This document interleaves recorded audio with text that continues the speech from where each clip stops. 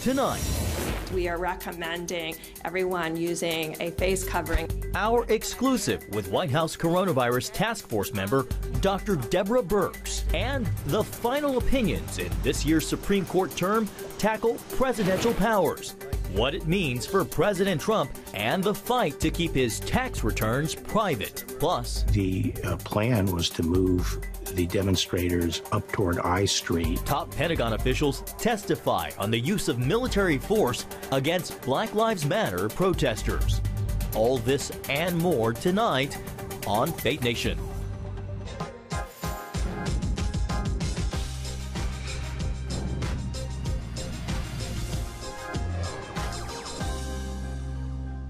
The final day of the Supreme Court term ends in a major defeat for President Trump. Welcome to Faith Nation.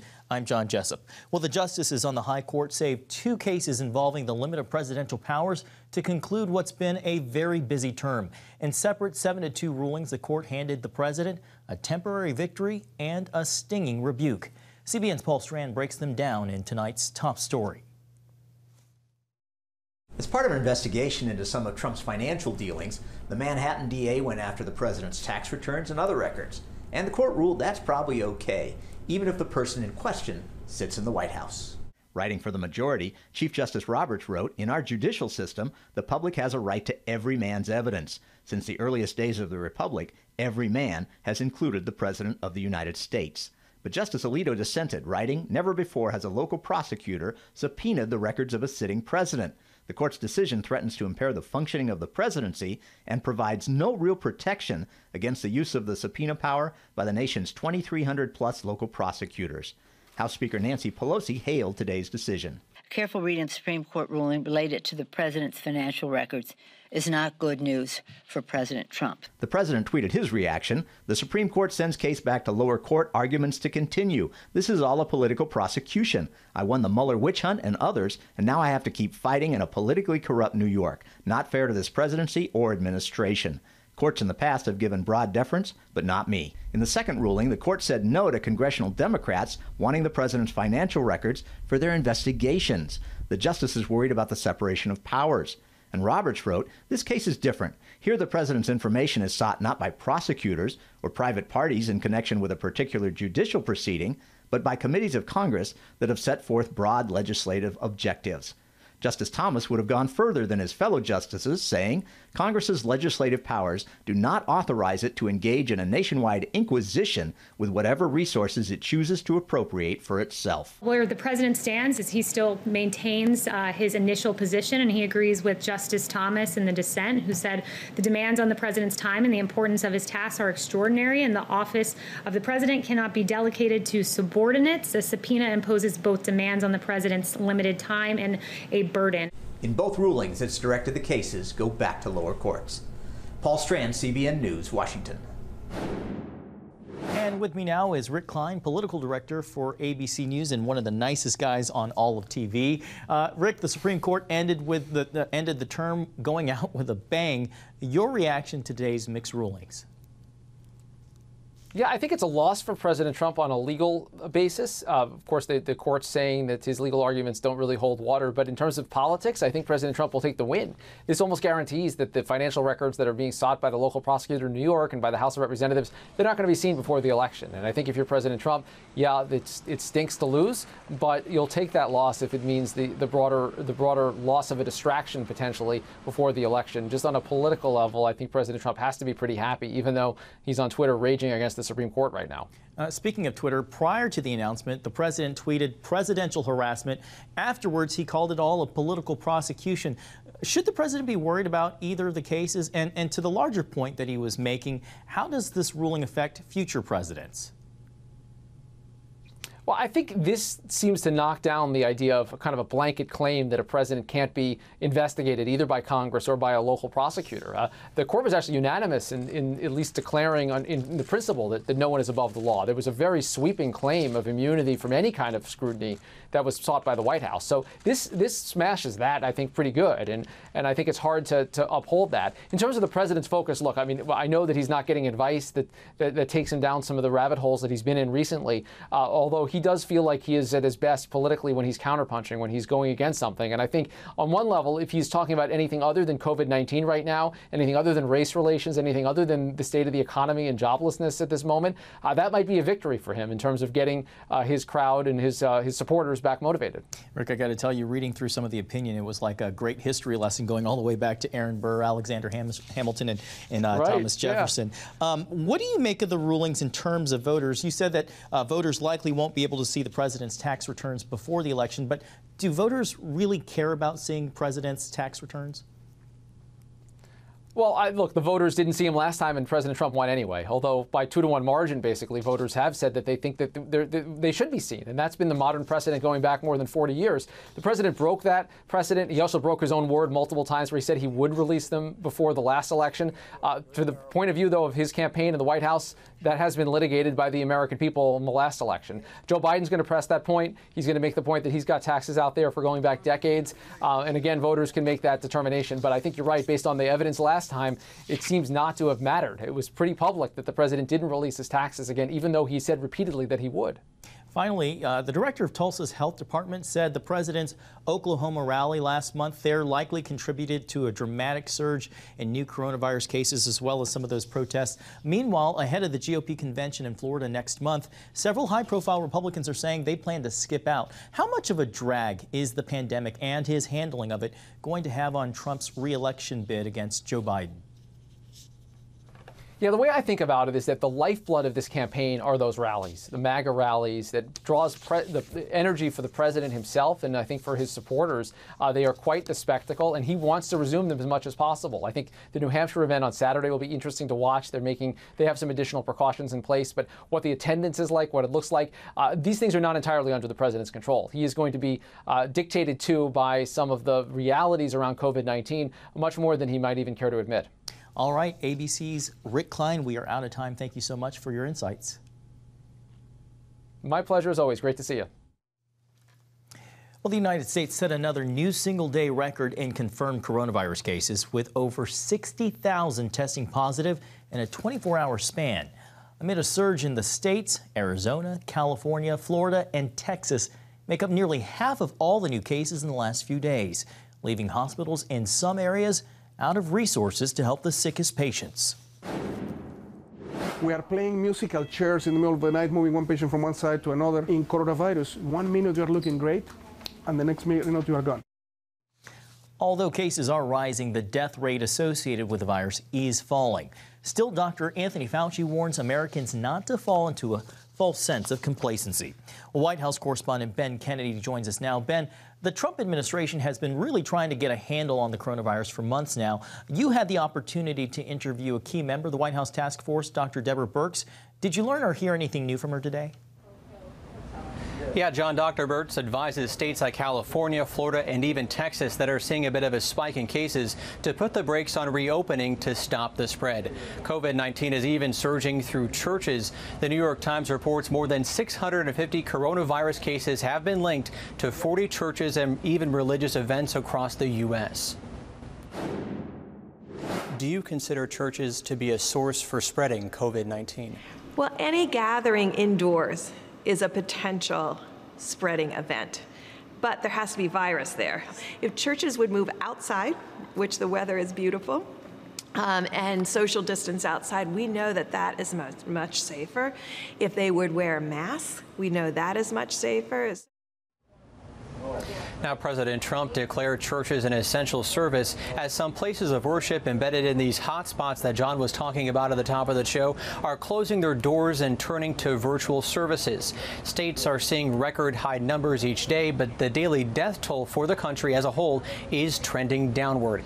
I asked Dr. Birx the reason behind the low mortality rate.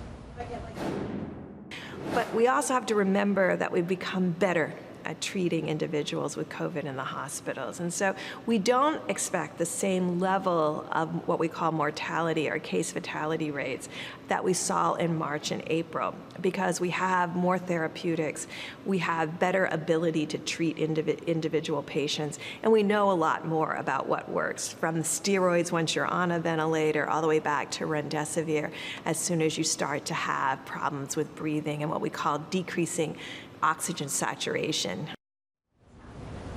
And to build off what Dr. Birx was talking about, the U.S. is doing 600,000 COVID-19 tests a day. And for the first time, she said, they are able to see the full spectrum of the disease.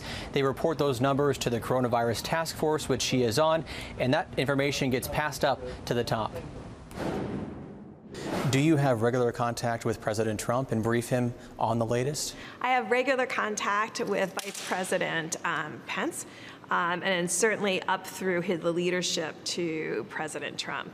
I provide data daily up through my chain so that they know exactly what's going on state by state, county by county, metro by metro, so that everybody's informed and everybody has the same information. A key piece of information is on vaccines. Dr. Birx told me that 3 vaccine candidates are in the last stages of the trial. They've already begun making doses, so in the event that one turns out to be safe and effective, it's already being mass-produced and ready to use and distributed to the most at risk. John? All right, thank you, Ben. A controversial tweet causes racial tension to swell at a Christian college campus as alumni and the administration tackle the fallout. Details next. Introducing the CBN Bible from CBN.com. Now, an easier way to study the Bible and grow in your faith. Highlight your favorite verse. Read separate versions at a glance. Click and read a commentary. Or cross-reference your favorite verse using the Strong's Concordance. All the right tools to study the Bible, all in one place. The CBN Bible, available at cbn.com/Bible or the iTunes App Store. This is CBN News Watch. Thanks for joining us. Watch breaking news, exclusive stories and programs, credible news reporting. We show you what's happening in the world and how you can pray about it. This is CBN News Watch, because truth matters. Weekdays at 5 on the CBN News Channel. Yes, right on time. From Superbook. Pepper's Pizza Palace is donating pizza for everyone today. Wait. I have big plans today. Trust in God even when times are tough. He has a plan for your life. Hey, we're gonna be late for the grand opening. My parents want me to help with this outreach thing, feeding the community. What am I supposed to do here?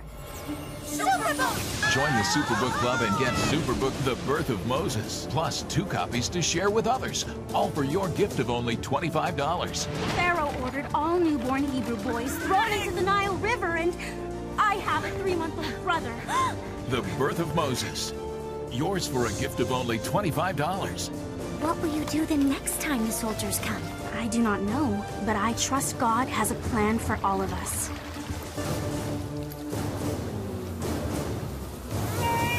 Superbook Club members, free streaming for seasons 1, 2, and 3 is now available. Welcome back. America's men and women in uniform are trained to defend the nation. Today, their leaders were on Capitol Hill to defend their actions. Joining me now, CBN News national security correspondent Eric Phillips. Eric, I understand the grilling centered on military intervention at those protests outside of the White House. That's right, and particularly that very controversial photo op where the president held up the Bible outside of St. John's Church. Questions really centered on the military's involvement before that picture was taken and whether that involvement expanded to other protests.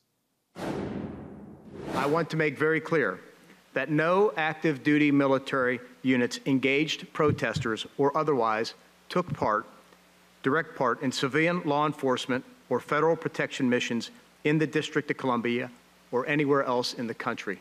Defense Secretary Mark Esper testified before the House Armed Services Committee Thursday, along with Joint Chiefs Chairman Mark Milley, about what happened during recent protests. It was my view then, and it remains so now, that local, state, and federal police, backed up by the National Guard under governor control, could and continually can effectively handle the security situation in every case across the country. This image became fuel for the fire. The president holding up a Bible at St. John's Church, flanked by administration leadership, including Esper and Milley. Moments before, police, backed up by the National Guard, cleared peaceful protesters demonstrating in the wake of George Floyd's death out of the streets. Was it done because the president was going to go over and walk and have a photo op? No, the plan was to move the demonstrators up toward I Street to take the pressure off Lafayette. We had gone through 3 nights of rioting. During the hearing, Esper underscored that the guard did not advance on nor use rubber bullets or tear gas on the protesters. Still, both he and Milley have expressed regret for participating in that photo op. I should not have been there. My presence in that moment and in that environment created a perception of the military involved in domestic politics. In this case, active duty military troops were standing by on orders from the Pentagon. At the time, the president warned he would not hesitate to get the military involved in violent protests, a thought Esper publicly decried. If a city or state refuses to take the actions that are necessary to defend the life and property of their residents, then I will deploy the United States military and quickly solve the problem for them. The option to use active duty forces in a law enforcement role should only be used as a matter of last resort and only in the most urgent and dire of situations. We are not in one of those situations now. While a number of highly respected retired military leaders echoed Esper's sentiment, one general disagrees, saying the use of active duty troops would have been appropriate if violence had persisted. So once again, to be blunt, our current Secretary of Defense got it wrong too. To be blunt, yes. I would call that 20th century national security. It's not 21st century. They don't understand the impact of social media on societies. On the House Armed Services Committee say that while the temptation may be to focus on the president, the administration, or any particular incident, what we really need to be doing in this moment is focusing on the broader issue of military involvement in civil unrest. Because while all of those people may change, the president, the Secretary of Defense, the Joint Chiefs of Staff, they say the policy should remain consistent. John. All right, CBN's Eric Phillips. Thanks, Eric. Well, not a few or a handful, but more than 20. That's how many times George Floyd told Minneapolis police he couldn't breathe in the 8 minutes before he died. All the while, the officer who pressed his knee into Floyd's neck dismissed his plea, saying, quote, "It takes a heck of a lot of oxygen to talk." That's according to transcripts of the body camera video released Wednesday. The transcripts provide the most detailed account yet of what happened when Floyd died in police custody back on Memorial Day. Well, racial tension in the wake of Floyd's death spread to one of the nation's largest Christian colleges, Liberty University, both on campus and among its alumni. Jennifer Wishon spoke with some Liberty grads about their concerns. For a number of African-American Liberty graduates, the quest for racial justice is hitting close to home. I'm a proud Liberty grad and loved going to school there, and it was heartbreaking. I mean, it was one of those kind of things you feel like you have been sucker punched. He's talking about this tweet school president Jerry Falwell Jr. posted just days after George Floyd was killed. In a comment about Governor Ralph Northam's mask mandate, Falwell displayed a controversial photo from Northam's medical school yearbook page, which notoriously memorializes students dressed in blackface and a Ku Klux Klan uniform. That night, Maura couldn't sleep. Because, you know, when I look at my grandfather and grandmother and mom and dad, who all were petrified of the KKK and blackface stuff, I had to really do some deep soul searching. He helped organize this letter signed by 36 Black alumni that reads, "We are writing to urge you to stop this infantile behavior and lead our alma mater with dignity." A total of nearly 40,000 others have also signed on. 12 days later, Falwell deleted the tweet saying, "I understand by tweeting an image to remind all of the governor's racist past, I actually refreshed the trauma that image caused and offended some by using the image to make a political point." For many, however, the damage was done, as several standout Black athletes like Asia Todd chose to transfer. Due to the racial insensitivities shown within the leadership and culture, it simply does not align with my moral compass or personal convictions. And in this cancel culture environment, Mara fears the damage isn't over. If we keep down this road as a university, then we could be looking at people canceling us and forfeiting even playing sports with us. In the midst of the turmoil, alumnus Laquan McLaurin stepped down as Director of Diversity Retention, a move he says was out of frustration when it became clear the university was unwilling to address Falwell's tweet or the racial justice debate. It was a lot of, just ignore it and it'll go away. He's launched his own underground railroad of sorts to help other Black employees line up new jobs so they too can leave. Falwell declined CBN's request for an interview, but recently told Sebastian Gorka he's passionate about reuniting Black and white conservative evangelical Christians. That's the only way that the establishment Republicans and the left has been able to keep power in this country is by dividing those two groups.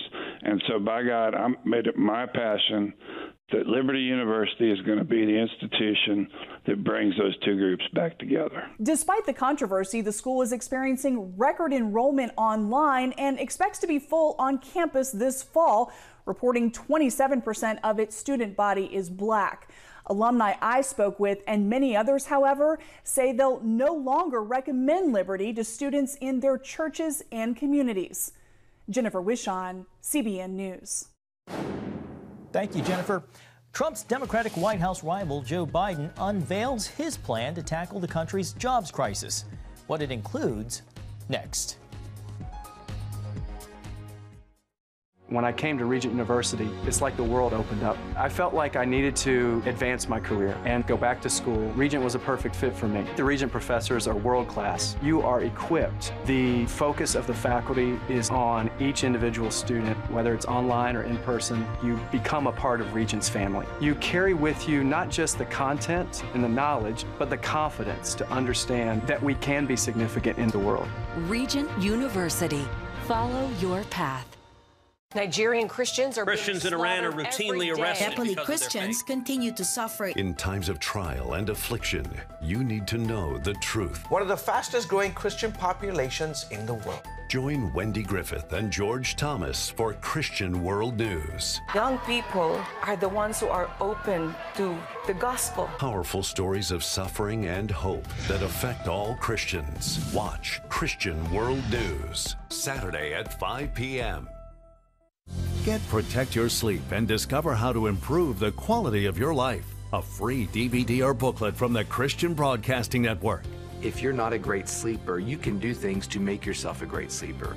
If you're already a pretty good sleeper, you can enhance your sleep and be even better. 5 leading experts help remove the obstacles between you and restorative sleep. When you don't get a restful night's sleep, you wake up with an accumulation of stress. Call 1-800-700-7000 or go to CBN.com to get your free DVD or booklet today. Everything you do better with a good night's sleep. You'll discover how food affects your sleep, how to put insomnia to rest, explore effective remedies for sleep apnea, and much more in Protect Your Sleep. Wake up to your best life and get Protect Your Sleep today. Call 1-800-700-7000 or go to CBN.com to get your free DVD or booklet. Welcome back. The Labor Department released the latest round of jobless claims today. They show 1.3 million additional workers applied for unemployment benefits last week.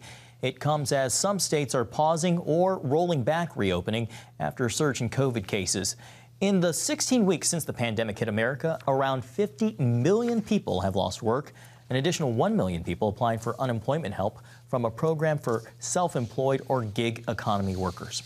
Former Vice President Joe Biden is out with a $700 million plan to create jobs. The presumptive Democratic presidential nominee, unveiled his campaign proposal in Pennsylvania this afternoon. In addition to 5 million new jobs, Biden's Build Back Better plan also aims to revive millions of positions cut during the pandemic. It includes $400 billion for federal purchases of American-made materials, specifically for infrastructure projects, and a $300 billion investment for emerging technologies like artificial intelligence. Well, the Democratic National Committee has already scaled back plans for Biden's acceptance of the nomination at its convention. And with a growing list of top Republicans already opting out, some wonder if the GOP will do the same. The Republican National Convention, scheduled to take place late next month in Jacksonville, Florida, is in an emerging coronavirus hotbed. Some senators, like Iowa's Chuck Grassley, have announced they'll skip the event. The RNC plans to test convention attendees for COVID-19 daily, but a new lawsuit aims to block the event, arguing that it would be a nuisance to the health and welfare of the community. The Washington Post reports the RNC is considering moving the convention to outdoor stadiums to minimize health concerns. Summer camp meets how to make spaghetti. How some families are getting creative in the age of COVID-19 when Faith Nation returns.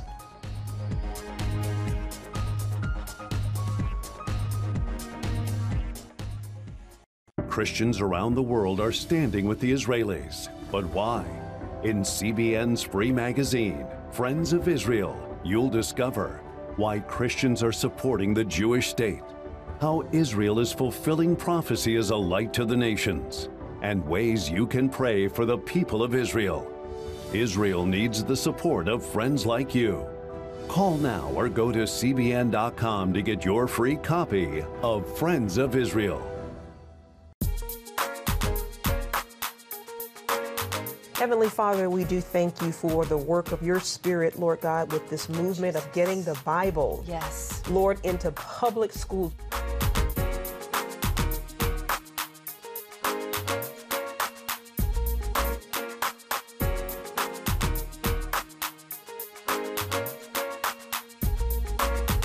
Watch The Prayer Link, Tuesday nights at 6:30. Hey, if you're tired and exhausted all day, you can't think clearly, and you really just need a cup or even a pot of coffee to get through your day, then join me, Dr. Josh Axe, for this new series where I'm going to teach you how to transform your diet and use essential oils and supplements to get a better night's sleep. Get Protect Your Sleep and live your best life with innovative information from 5 leading sleep experts. If you're not a great sleeper, you can do things to make yourself a great sleeper. If you're already a pretty good sleeper, you can enhance your sleep and be even better. Discover a sleep-enhancing bedtime routine, how to put insomnia to rest, learn how to relieve pain that disturbs sleep, and much more in Protect Your Sleep. Everything you do better with a good night's sleep. Wake up to your best life. Call 1-800-700-7000 to get your free DVD or booklet of Protect Your Sleep today. Don't miss out on this brand new series. Well, finally tonight, we all know this summer looks different from years past. The pandemic means some kids won't be heading off to camp like usual. But one California family decided to create a camp of their own. So for about 10 years, my husband and I have joked that our kids needed common sense camp. You know, every time they would do something, you know, one of those sort of head scratcher moments where you think, how did they not know how to do this basic life skill? From how to cook to how to clean to learning how to inflate a tire. The kids spent camp days tackling new projects. Mom Una Hansen says the camp was a great experience for her family. Not only did the kids learn important life skills, they also gained a new sense of confidence, and I probably self-admittedly could have used that myself as a kid. Well, thanks for watching Faith Nation. We hope to see you again right here tomorrow.